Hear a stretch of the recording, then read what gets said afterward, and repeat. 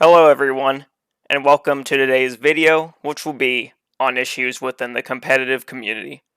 We are now in year 6 for Brawlhalla esports, and the scene continues to grow with more competitors, more viewers, more events, and more recognition than ever before. Saying the scene has grown a little would be an understatement. Brawlhalla went from $1,000 prize pools to having millions of dollars for their tournaments. With all that being said, there are some issues that affect the competitive community that have not been addressed or not known about. The problem with these issues is not only do they affect the competitive community, but rather may also affect the casual community, and if not addressed, could lead into more problems for the game in the future. This video serves to not undermine BMG, but instead to promote civil discussion and to bring light on some issues so that they may see them.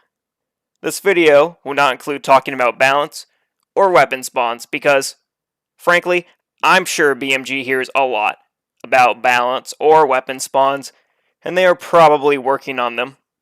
On the topic of weapon spawns, though, I will be discussing weapon spawn locations, as this is a unique issue in itself. I also would like to advise people to not seek out anyone at BMG and harass them or send disparaging messages their way. Telling a map artist to nerf Lance will do nothing and is pointless. Some topics in this video will be short to discuss with little to no examples, or long to discuss with many examples. If I happen to miss anything, feel free to write it down in the comments as long as it relates to the competitive community in some way. Without further ado, let's begin. The first issue on the list is visual effects and visualization. These can either be things on the map, color schemes, or large visuals that can block something that someone needs to see. In the competitive environment, these visual effects can distract you from the match itself or block important things for the player. Some of these visual effects are products of the map itself or props on the map, such as snow and pumpkins. You've got snow in this picture. It's on the stage along with some other things, like a snowman. Got some snowballs in the background being idle. You also got some pumpkins on the map. And while they can be appreciated, oftentimes players will find them distracting with no way to get rid of them. The only way to get rid of snow or pumpkins is to go into the game files and edit the pictures, where all you have to do is just use the eraser tool, save the picture, and move on to the next other pictures. This is problematic because the only way to avoid having these visual problems is by going into the files on the computer and manually erasing them.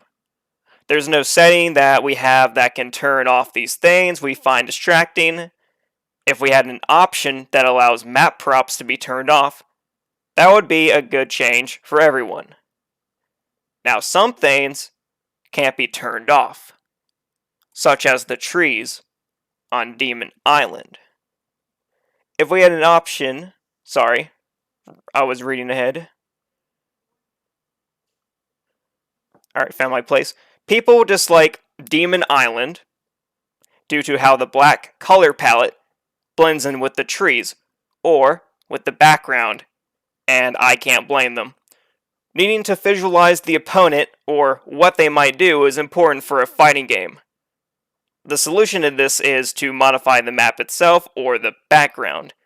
However, modifying the map is against competitive rules, and in the future, changing the background may not be an option for future tournaments. I'm sure BMG is figuring out how to make Demon Island a better map visually for players, but besides Demon Island, there are other problems visually. Let me just zoom this in real quick. Cool. Some colors not only blend in on Demon Island, but on other maps too, or the color palettes may look similar. In this picture, the Thatch and Zol are purple, and the Isaiah is wearing Soulfire colors. Upon looking at this the first time, I knew Thatch and Zol were on the same team, But I can imagine someone thinking the Thatch is Isaiah's teammate due to them looking similar. Someone will say it's your fault for not knowing what legend your teammate is playing. I can agree with that, but again, visualization is still a problem with the similar color palettes.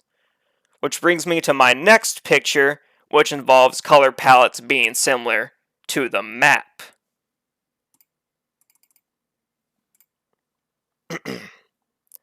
Just like Demon Island, some color palettes are able to blend in with the background. The Bodvar and Hattori are using Soulfire colors, and the Azoth and Jaeon are using Skyforge colors. The Soulfire color blends more into the background, and even though it's a single frame from the match, the issue of visualization is still present. The opponents using Skyforge is also not helping here. Many players have had problems fighting their opponents where the colors make it look like the map itself, and I have a story to tell of this situation. Long time ago, Phazon was telling me how he was fighting Snowy in a 1v1 tournament. Snowy was using Soulfire on his Amethyst, and they just so happened to go to Miami Dome. Phazon had a hard time fighting Snowy on the map due to these colors, and as a result, Phazon eventually started to use the blurred background mod. Things such as dust effects and sweating effects help with these visualization issues, but they can't be relied on every second. The problem with the color palettes and backgrounds is still there. Colors and backgrounds need to be clear for the game, so it can be much easier to handle opponents and to see what's going on in the match. Finally, for the visual effects and visualization topic, I'd like to discuss KO effects and any announcement effects. So, let me just go into training mode and just set it up.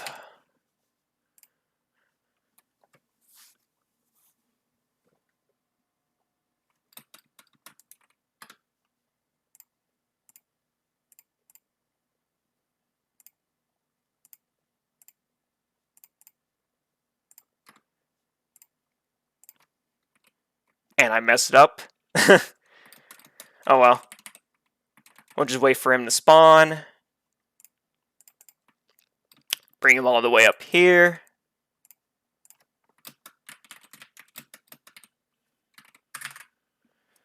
There we go. Okay. While KO effects and announcement effects are distinguishable, both of them are problematic due to blocking things the player may need to see. The announcement effect is displayed at the top of the map, and while it's rare that it can block certain aspects, it still happens. The announcement effect is able to block player models and player actions. This doesn't serve as a distraction, but a visualization problem. In a fight at the top of the map, needing to see yourself and the opponent is a big deal. It could lead to a knockout, or reading the opponent's movement. Just like the snow and pumpkins, this announcement can't be turned off. Having the option for the announcement effect to be turned off would be a simple fix of this. Players already know if they've knocked out their opponent by noticing their stock decreasing, or their move killing the opponent. Something that blocks the player isn't needed in a competitive environment. Now, let me show you guys a different problem involving KOs. Oh wait, forgot. The bot automatically goes back to the stage, and done.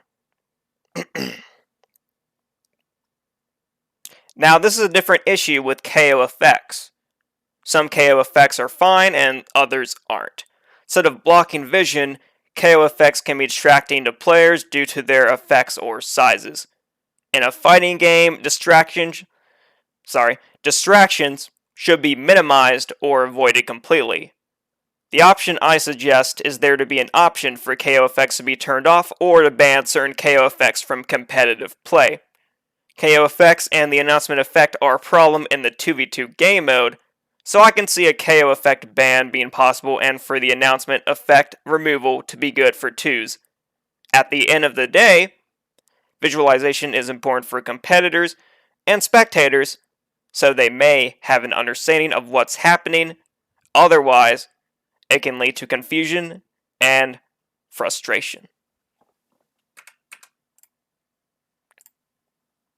Next issue is the stock game mode and sudden death issue, along with health. So, why is this an issue?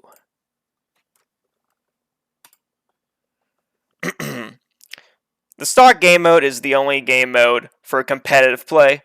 Goal of the mode is to have the most stocks and take out your opponent's stocks. Whoever has the most stocks at the end wins, but the problem with this game mode is that health doesn't matter.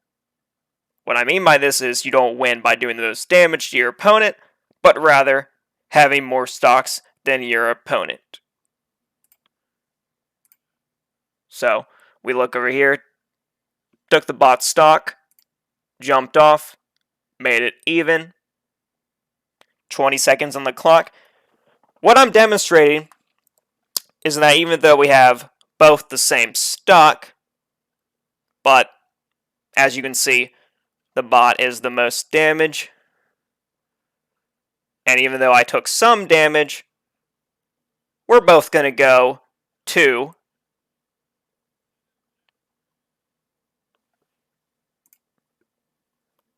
this is weird as a game mode.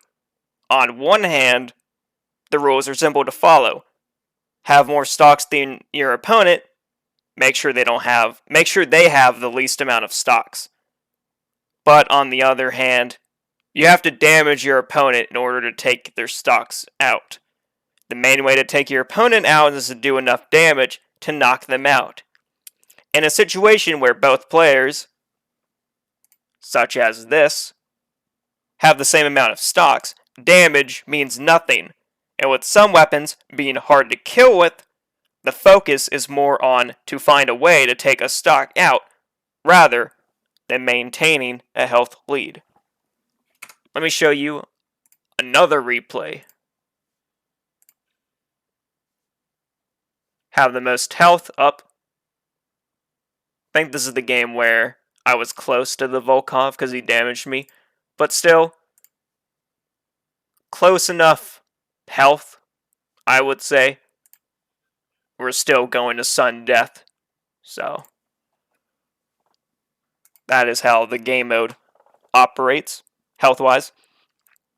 In the stock game mode, health, as you just saw, is ignored completely, even though it plays an important part in whether or not someone dies. Health makes it so players make smart decisions, make irrational decisions, or play a certain way. However, players are reminded about their health status throughout the match, but their mentality is still focused on the stock rather than health and using it the best way they can. Making it so the game mode prioritizes both health and stocks will not only allow hits to matter, but allow other weapons to be stronger at what they do, such as spear and blasters, in order to make the most out of their playstyles involved with their kit. Now, what about sudden death?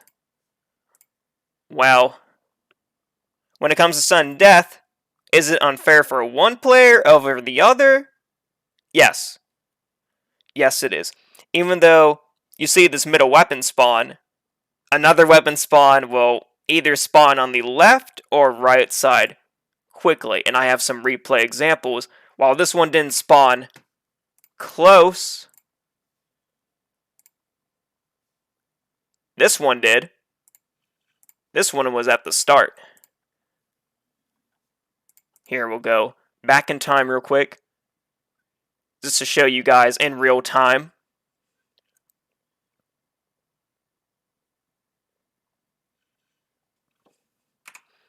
And then I'll show off another example.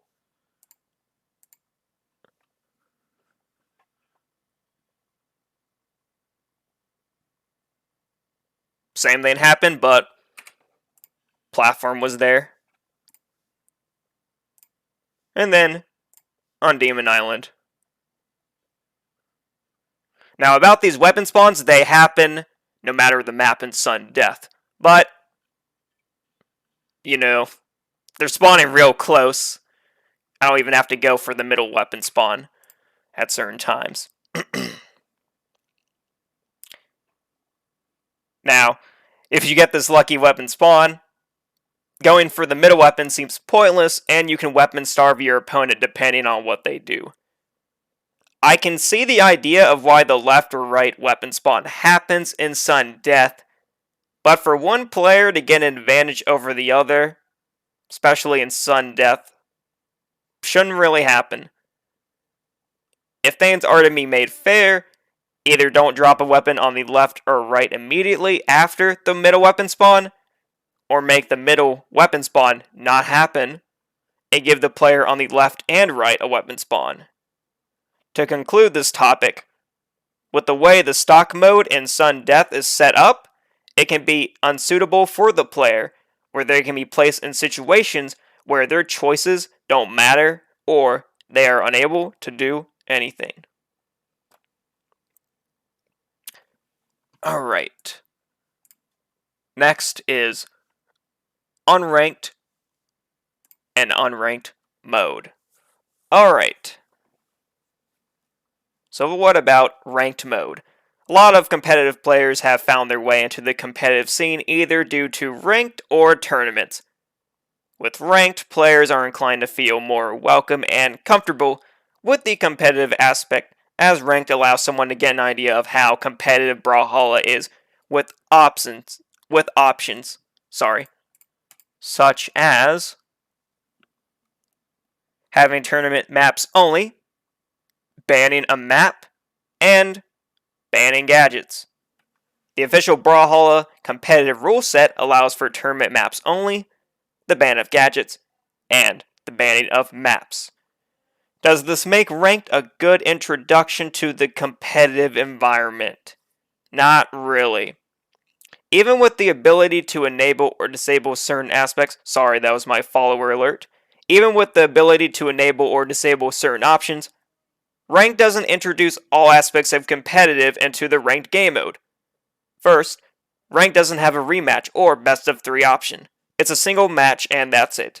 Competitive Brawlhalla is either a best of 3 format or best of 5 format. And with ranked being a single game, this makes a ranked game very short. Playing a single game of ranked isn't a good way to formally introduce someone to competitive Brawlhalla. Secondly, in tournaments, multiple map banning is a feature rather than banning one map, no matter the format. Even with a map banned, players will never know if they actually avoided that banned map due to the map picker being random. Also, if 2 players in ranked ban the same map, that map ban wasn't used effectively. If I fight Phazon in ranked, and we both have Crystal Temple banned, that's a waste of a banned map. Now, if ranked is to be a way to allow players to get a grasp of how competitive it is, then it needs to be exactly how competitive is, with some form of playing multiple games against your opponent and involving the use of more than one map ban. Now, I talked about unranked, and how does unranked play into ranked? Well, if a player or a competitive player wanted to practice in a competitive environment without playing ranked, they would have to do so by playing experimental or by setting up a custom lobby. Setting up a custom lobby is what a lot of players do anyway, but what if they just wanted to play some unranked ones with competitive rules online? Experimental may seem to be the answer, but it isn't providing an unranked 1v1 mode with competitive rules. Sorry, trying to find my place on the script. Found it. In experimental, you can't turn off gadgets or allow for tournament maps only. On top of that, experimental may allow for certain mechanics to be in the mode that isn't in competitive, such as throw clashes, hitting an enemy gives some protection, yada yada yada. Enemy is stunned from your light attack or SIG, you would be hit by their thrown weapon, the hit is ignored. Effects such as that. Players also... I really lost my place on the script. Hold on a second, my apologies. Okay, found it. My apologies. Players may also not want to play ranked just to get for the practice, or a player might have ranked anxiety. Newer players who want to see what competitive is all about are going to have ranked anxiety. The solution to this? Create a 1v1 mode that isn't experimental, where the competitive options are able to be enabled, while also not including any experimental mechanics. I'm sure a lot of players wouldn't mind if the strikeout mode was replaced with an unranked 1v1 queue. Even an unranked 2v2 queue can attract many players to it. With how big Brawlhalla is becoming, having strictly an unranked game mode would be good for the player base and to allow players to get an introduction to competitive without the involvement of ELO. Next up, we have maps. However, I'm going to be combining the maps and ledge mechanics together, as both topics play off of each other, and I will demonstrate why. Oh, I do not have my picture up? Okay, so, show you my screen right quick. Just going to pull up the picture.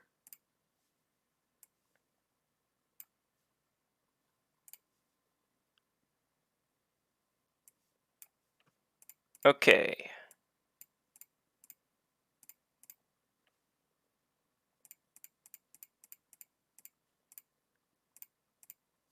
Alright. Now we go over here.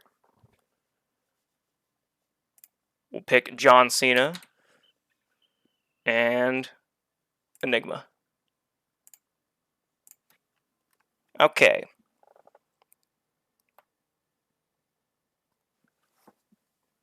Alright. Platforms. They allow players to pass through them, and if a player stands on them, they get their jumps back and dodge back. Ledges also allow for ledge canceling, which I will demonstrate right now, such as that. And how to do a ledge cancel is you have to quickly input a move onto the platform while in the air, since it would act as the move would on the ground. By its design, players would seem to like it, but why don't they? Well, depending on the map size, players are able to stall out games due to being able to get their jumps back quickly on a platform away from their opponent. It can take a while for a player to land a hit due to players quickly getting their options back and attempting to strike each other. The slow, methodical approach would be good if player health mattered, since if a player hit the opponent delaying the game, the opponent would be at a health deficit and would have to actively attack the player to make their health lead even. But back to the ledge topic. Players also don't like ledges due to the ledge canceling mechanic. Some players may need to use a dare, and sometimes they'll accidentally cancel into a delight.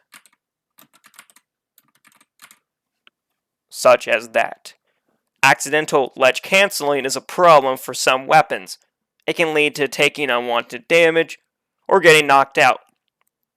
Because of this, many players will avoid playing on some maps where platforms are abundant. But what if they played a weapon that benefits from platforms? And I have to disagree with that statement. No weapon benefits on platforms. Except for one weapon. Yes, some weapons are better than other weapons on platform maps because they are able to counter the effects of platforms on the opponent. Axe and bow are good examples because their moves, when used right, can prevent a player to stall the game out, and they'll have a limited amount of options before needing to land again. Even with these weapons, the problems still remain to the player. The player can still get an infinite amount of options or accidentally delight. The only weapon that gains a benefit from platforms is Spear. Spear has the ability to triple delight. However, this happening is rare. Not many players are able to perform a triple delight because of the low chance of it actually happening. However, Spear does gain a benefit from platforms. With everything I talked about relating to platforms, how high is the pick rate in competitive for some platform maps? Low. Yep, that's right. Low. Very, very, very low. The top graph, actually zooming in, can be hard to read. The top top graph is for ones, and the bottom is for twos. I acquired this data from Left 6 Down, and the background of this data is this is all the maps that were chosen in a streamed game during the 2020 year of competitive Brawlhalla. What Bagel Productions did was they would write down the data of what map was played on when it was on stream, and these results are everything combined together. The data reflects how players feel about maps with platforms, since the maps with the more platforms are played less. Enigma, Crystal Temple, and Great Hall have low numbers in twos. What I find unique is Miami Dome in twos was slightly favored more than APOC, but in ones, APOC was picked at double the rate than Miami. But anyhow, what we can take away from all of this is that in a competitive environment, players don't want to take a risk by picking a platform map due to long games or by unintentionally getting hit. You don't want to take a risk, especially if that risk is too high in a competitive environment. Even though some of these regions are smaller than others, sorry, my speech impediment is not happening. Let me restart that sentence. Even though some of these regions are smaller than others, the platform mechanics are universal, as noted by Southeast Asia's desire to play Crystal Temple in twos. With all this data, and what I've said about platforms, what about the maps themselves? Are these maps unique and diverse despite the low play rate? Not really. They practically are all the same, with either a platform on the top with map curvature or the left and right platforms are placed at different heights. Enigma does offer the ability to kill quicker due to the hitboxes being closer. Kill boxes being closer, but other than that, they're practically the same.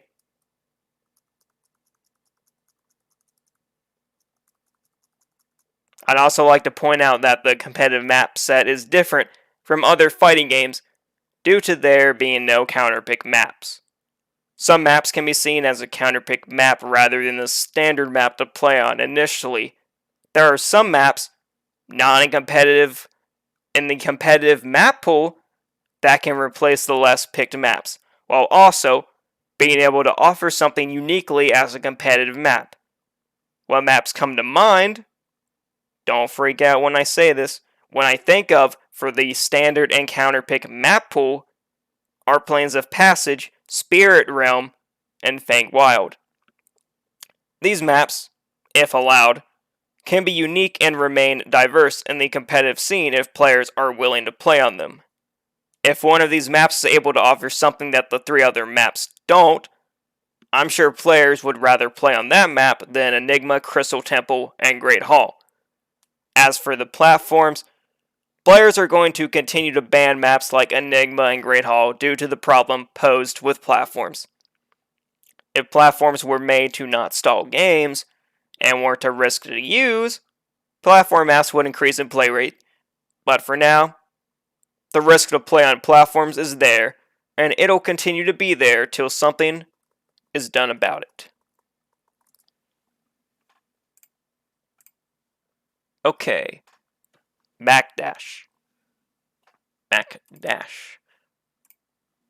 So, ever since Dash was introduced in 2017-ish, this mechanic with the way it functions still remains.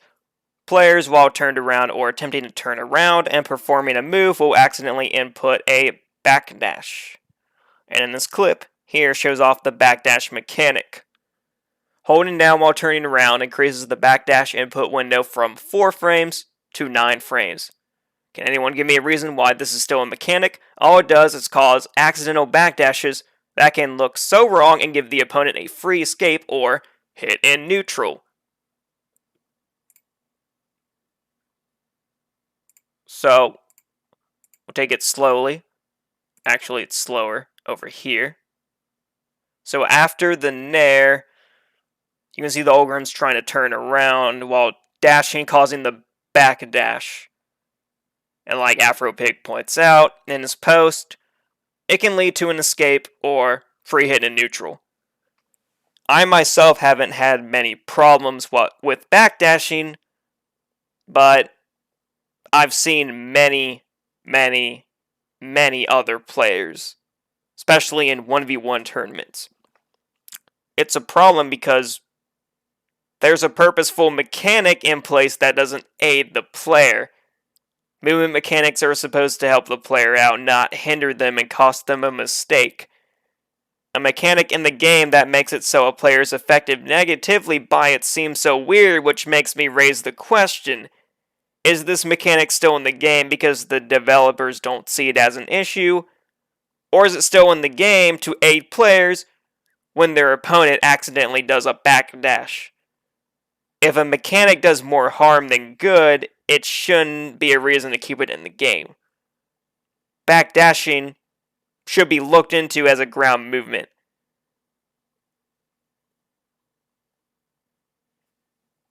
Sorry. Messed up on the script part again. Ignore that sentence. New one. Backdashing should be looked into as ground movement is important in Brawl, and if there's a mechanic that hurts players, well, it shouldn't be in the game. Sorry about the issues, everyone. This script is really long.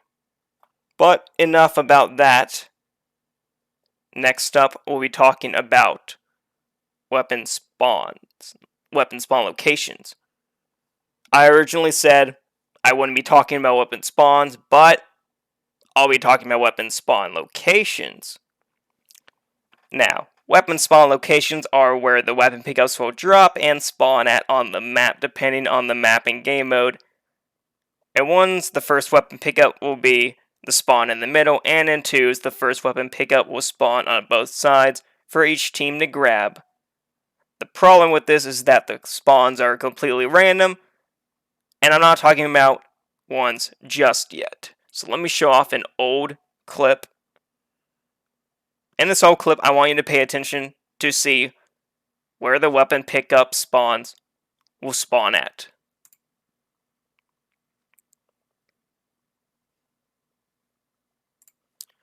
And then we'll go back one last time. Yeah.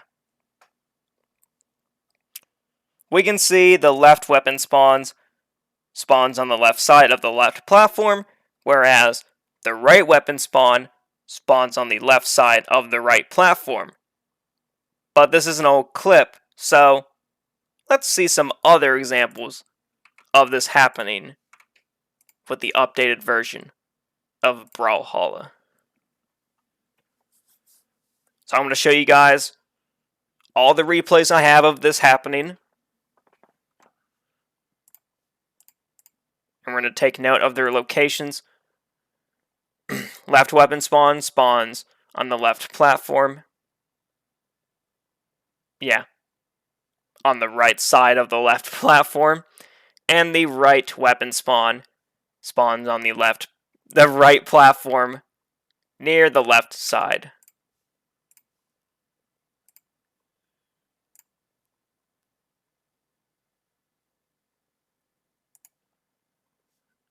Weapon spawn there, and weapon spawn closer to the right side of the platform edge.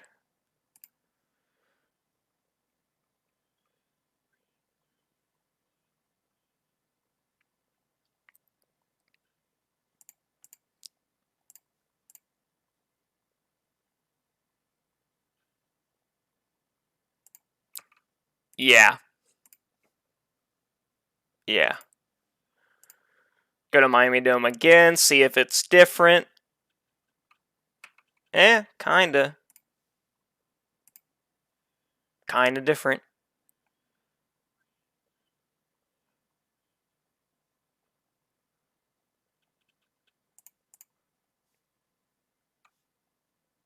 Kinda even. Kinda. Kinda. Okay. That's enough of the weapon spawn examples in 2s. Now let's take a look at 1s.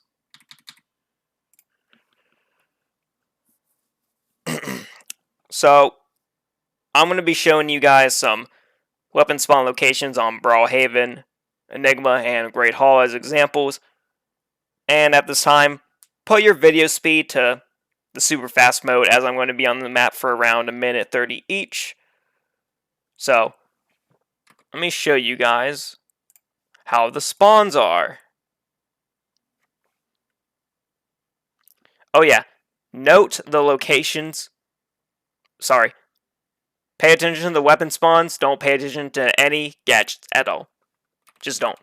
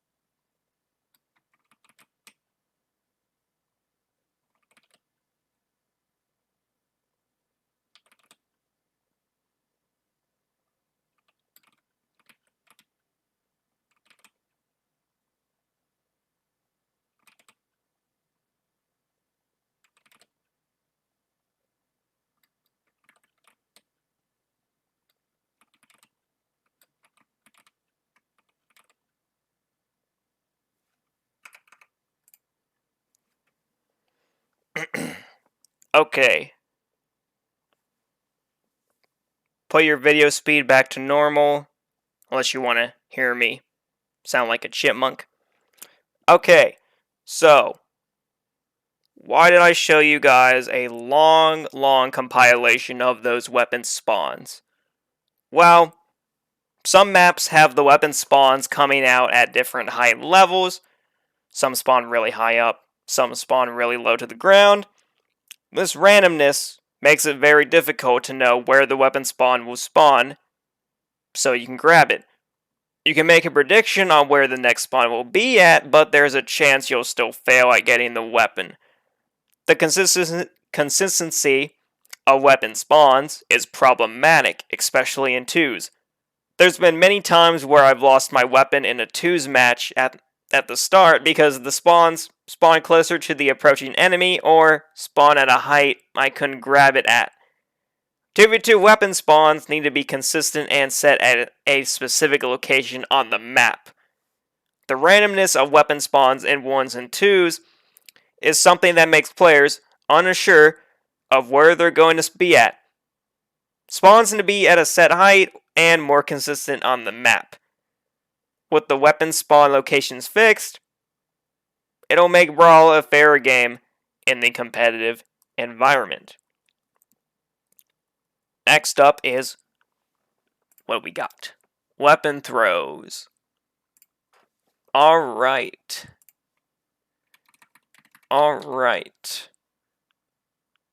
Weapon spawns are a treat. A real grand treat. Treat? Yeah. Alright.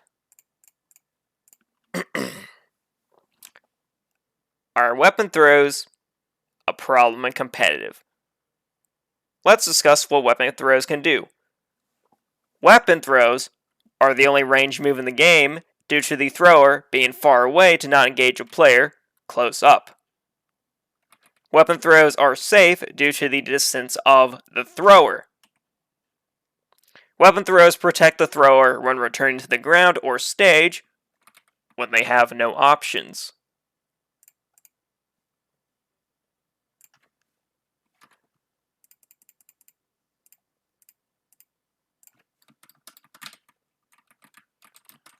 Hold on, don't go crazy on me. Chosen bot, don't do it. There we go.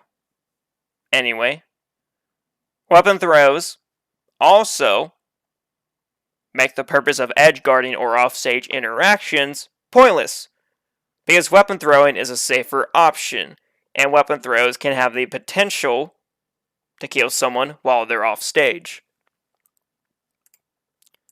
Again, what I mentioned earlier, the thrower is safe. And there's no point to edge guard or go off stage when they can just sit back from a range and toss their weapons and potentially kill their opponent. Weapon throws also can interrupt a neutral interaction.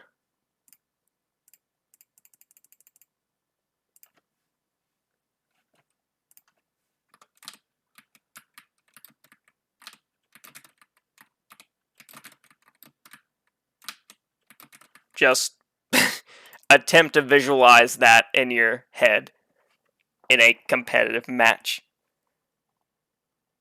Anyway, because of this, the pressure it can create is high, and it can protect the thrower from getting pressured. Weapon throws are also, you guys are going to see this, also, on top of everything I just showed off, they are able to save the thrower if they are caught in a signature. Like that. Finding Boomy a long time ago, and through my weapon, he would have killed me. But the 1911s saved me. Yeah. All of this makes weapon throwing safe with no downsides. Weapon throwing is supposed to disarm yourself to swap weapons or to grab another item. With all of these things weapon throwing can do, it's powerful and competitive. Weapon throws promote unhealthy habits to players, make scenarios obsolete, like offstage interactions, and makes the player safe from all harm. Weapon throws should make it so the mechanic of weapon throwing doesn't offer all these benefits to it. First thing I like to suggest, make it so weapon throws don't save someone if caught in a signature. Second, make it so weapon throws can be countered, such as the weapon throw dashing idea. With this idea, if someone throws a weapon at you while you dash, the weapon throw will go right through you. Finally, if a player is hit with the weapon while off stage, that weapon can't be picked up. In conclusion, weapon throws have no downside, and that's problematic. Weapon throws need to have some kind of disadvantage in order for healthy gameplay aspects to happen, and for there to be skill involved when it comes to weapon throws in competitive play. Okay. We've got the East servers and West servers topic. And let me give a brief overview real quick for those that are in other regions. If you don't play on East or West servers, over here we have the option to play on East or West servers. West. But I play on East. While I'm primarily going to be talking about the East and West servers, I have no idea if there are server issues affecting other regions. So, if there is a server disparity that I'm unaware about, feel free to talk about it in the comments, as long as it's similar to this topic, which I'll be discussing. So, when it comes to these servers, there's a divide in the community between the East and West players. Firstly, West players will end up playing on the East servers due to many players playing on East than West, causing the West player to have high ping and high amounts of input lag. Major tournaments also make it so you have to play on US East, so if West players want to be able to compete, they have to play on East servers and get accustomed to it. Now there's a community tourney where you have to play on West, like it's stated in the rules, then you have to play on West. And if two West players meet each other in bracket, I'm sure that they would both be fine switching to West servers just for the game to feel smoother for them. Back in the day, US West used to have some tournaments, but that's not the case anymore. This makes it so West no longer feels included as a region. Some West players are able to compete at a high level, but it's harder for them because of the disadvantages they have to face. What I believe the best course of action here is to add central servers. Oh no, sorry Westies, I have to disable it because I can't play on West. Anyway, while it's BMG's choice to include US West to have its own tourneys and such, having central servers that West players can connect to make playing Brawlhalla better due to having good ping and low amounts of input lag. This would make it so the regions are able to play together while also allowing other players to enjoy the game as they should. It would probably take a long time to happen for central servers to be made, but having players be able to play the game should be a given right. With central servers, West players can be able to compete with a fair advantage. Alright. Crossovers. Crossovers. Let me just set the stage up real quick.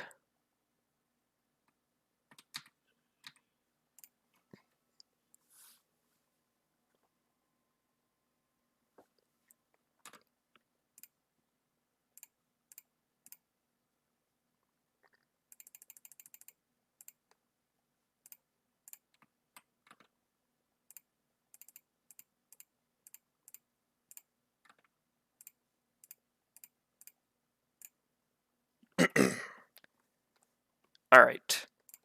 Making sure OBS doesn't crash on me. Good. Good. Crossovers.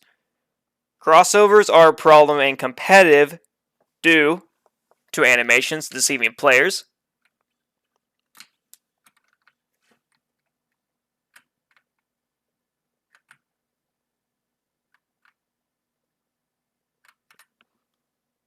Sound effects being silent or not syncing up.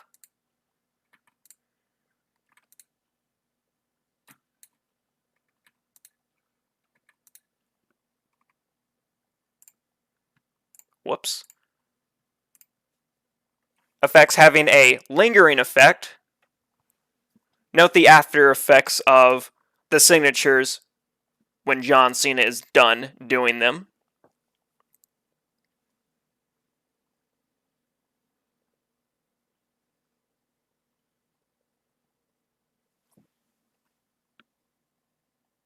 And animations not matching the hitbox. Even newly released crossovers have these problems as well, which I'll demonstrate.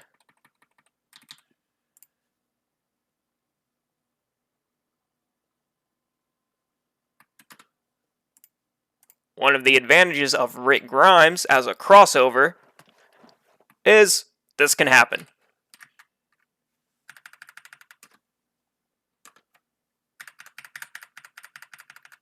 I did not do it correctly, but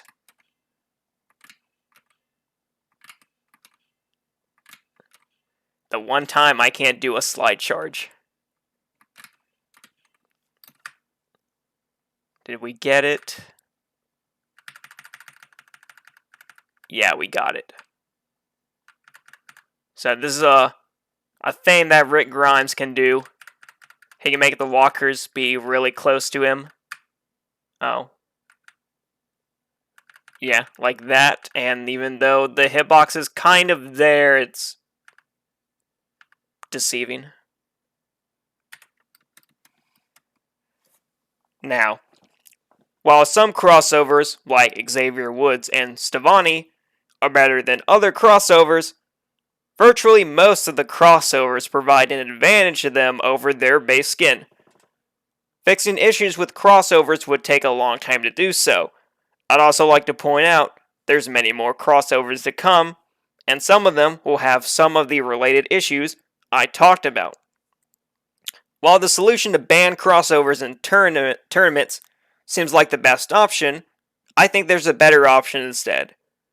There should be an option to enable or disable crossovers from a client-side perspective. You could lock in the crossover and enter a match, but with the option on in-game, they would have their base skin and signatures on. This way, spectators could see the crossover characters and the competitors could play the match without seeing the crossover. With this option on, crossovers could be used in competitive play, but without having a direct advantage over its base counterpart. Commentary, sorry, competitive, yes, meant to say competitive, competitive needs to be fair for all players. Crossovers are not fair with the pay-to-win advantage they provide.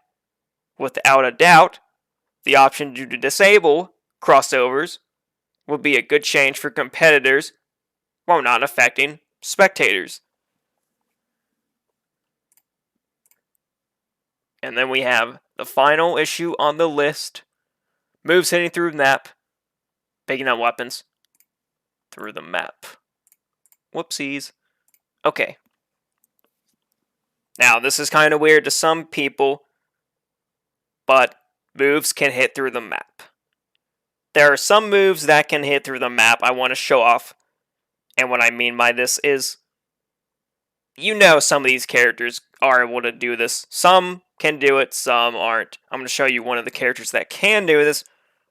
But some moves you'll look at and you think they shouldn't hit, such as this Axe Sair, which will be demonstrated in this clip.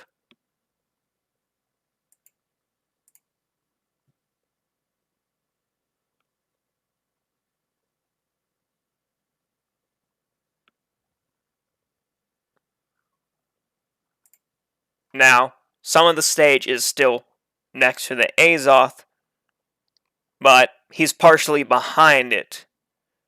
And the hitbox and how the Scarlet got hit makes sense.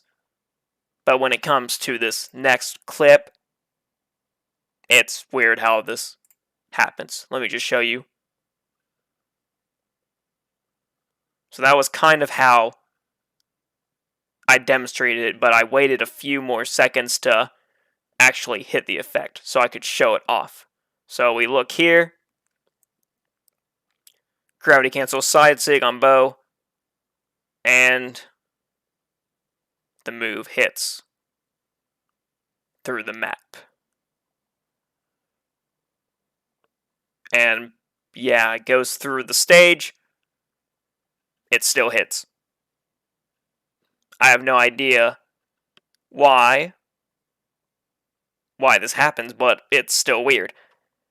Now, other moves are able to do this, like Fate, Scythe, Insig. When it comes to competitive, even though it doesn't happen a lot, it's still a problem. Players are clear on what moves are going to hit and what won't hit. In instances like this, where a move hits through the map, makes the player have to worry more about getting hit through the map even when they shouldn't be doing that. If there's a way to make it so certain moves can't hit through the map, players will then benefit from that, especially when it comes to competitive play.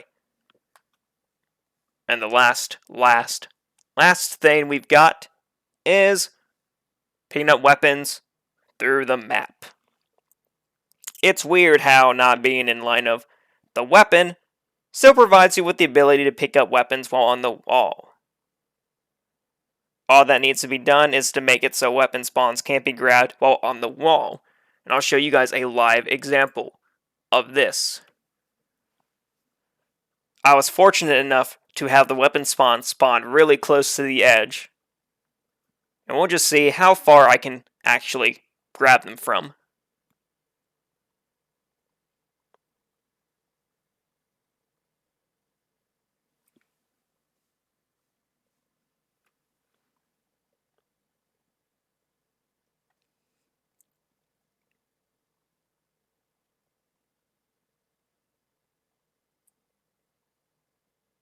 It can be annoying knocking the weapon out of your opponent's hand. Then they run to the wall, and they're able to grab the weapon. Thane should be clear on what they can and cannot do. The map shouldn't be able to allow these things to happen through it. Anyway, that is all the issues I've covered. And again, do not seek out anyone at BMG for any reason. This video is to just showcase problems that affect the competitive scene, and just because an issue isn't resolved in a day, a week, or a month doesn't mean they aren't addressing it. And again, sorry for some of the hiccups earlier. As you can tell, it's not edited. And it will not be. So yeah. Yeah, I should have not said that. I would have had that edited out, but you guys would deal with my my unique dialogue when I have nothing left to say on my script and I'm trying to fill in the empty noise and void. But hey, that will be the video. Let me know what y'all think. Have a good day.